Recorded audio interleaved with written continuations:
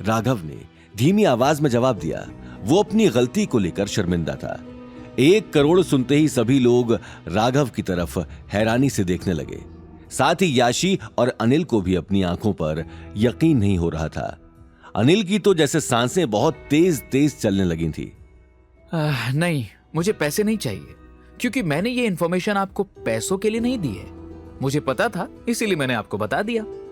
गौतम की बात सुनकर अनिल एक पल के लिए हिल सा गया, क्योंकि गौतम ने एक ही झटके में पैसे लेने से इनकार कर दिया था। साथ ही उसे यह भी शक हो रहा था कि गौतम के पास इतनी सटीक इंफॉर्मेशन आखिर कहां से आई। गौतम की बात सुनकर अनिल एक पल के लिए हिल सा गया, क्योंकि गौतम ने एक ही झटके में पैसे लेने से इनकार कर दिया था। साथ ही उसे यह भी शक हो रहा था कि गौतम के पास इतनी सटीक इंफॉर्मेशन आखिर कहां से आई। वहीं सभी लोगों की नजर अभी तक गौतम पर ही टिकी थी। गौतम एक ही पल में सभी के सामने हीरो बन चुका था। सभी की नजरों में उसके लिए इज्जत साफ दिखाई दे रही थी। राघव ने उसी वक्त गौतम के कंधे पर हाथ रख दिया और कहा, गौतम, आज तुमने मुझे बहुत बड़ी सच्चाई से रूबरू करवाया है, इसलिए अगर तुम इसके बदले में कुछ नहीं लोगे तो मुझे अच्छा नहीं लगेगा। प्लीज मेरी तरफ से ये पैसे रख लो। नहीं मिस्टर राघव, मुझे जो पता था मैंने सिर्फ वही बताया है, इससे ज्यादा कुछ नहीं किया। इसीलिए प्लीज मुझे ये पैसे देकर एम्बैरस मत कीजिए। गौतम के चेहरे पर मुस्कान साफ दिखाई दे रही थी, लेकिन अनिल के मन में बार बार यही बात आ रही थी कि गौतम पैसों के लिए मना क्यों कर रहा था। वो अगले ही पल गौतम के पास आ गया। गौतम बेटा, मुझे तुमसे कुछ बात करनी है, प्लीज। ये कहते हुए अनिल गौतम को साइड में ले गया। गौतम और अनिल के जाते ही याशी राघव से बात करने लगी। आज याशी की नजर में गौतम की इमेज पूरी तरह से बदल चुकी थी। मुझे लगा था गौतम को चुनने का फैसला दीपशिखा का गलत था, लेकिन नहीं, दीपशिखा बिल्कुल ठीक है और मैं जो गौतम के बारे में सोच रही थी वो बिल्कुल गलत था। गौतम सच में बहुत समझदार और हम्बल लड़का है, वरना 1 करोड़ जितना बड़ा अमाउंट कोई नहीं ठुकराता। लगता है आज मैंने गौतम का असली चेहरा देखा है, उसे सही से जाना है। याशी ने मन ही मन कहा और राघव से गौतम के बारे में बात करने लगी। वहीं दूसरी तरफ अनिल अपने मन में चल रहे सवाल गौतम से पूछने में लगा हुआ था। गौतम, मुझे समझ में नहीं आ रहा कि आखिर तुम्हारे पास इन सारी बातों की सही जानकारी कैसे हुई। आखिर तुम कैसे जानते हो ये सब? डैडी जी, इसमें कोई बड़ी बात नहीं है। आप ही की तरह मुझे भी एंटीक चीजों के बारे में जानने का बहुत शौक है, और मैंने कुछ साल पहले इसी तरह का एक ऑक्शन अटेंड किया था, जहां मुझे इन सारी बातों के बारे में पता लगा था।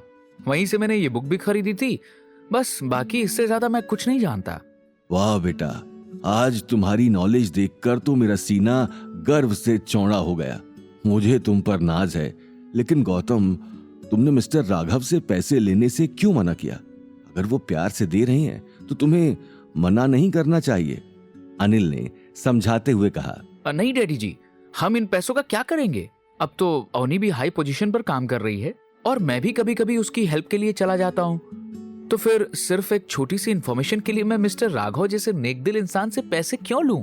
गौतम की ये बात सुनते ही अनिल की आंखें खुशी से खिलखिला उठी। आज उसकी नजर में गौतम ने एक अलग ही तरह की जगह बना ली थी। लेकिन इससे पहले कि अनिल आगे कुछ कह पाता, राघव ने उसे आवाज देकर बुला लिया। मिस्टर गौतम, मैंने सोच लिया है कि अगर आप पैसे नहीं लेना चाहते हैं तो आपको मेरे एग्जीबिशन से कोई ना कोई चीज लेनी पड़ेगी। अगर आप खाली हाथ जाएंगे तो मुझे अच्छा नहीं लगेगा, राघव ने अपनी बात पर जोर देते हुए कहा। यह बात सुनते ही गौतम अनिल को देखने लगा।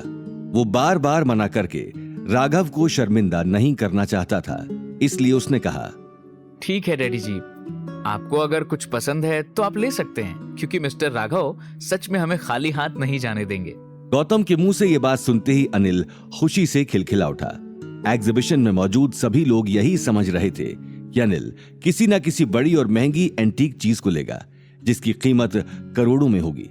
लेकिन अनिल ने कुछ देर सोचने के बाद एक छोटा सा एंटीक मार्बल का चेस बोर्ड उठा लिया, जिसकी कीमत 10 लाख ही थी।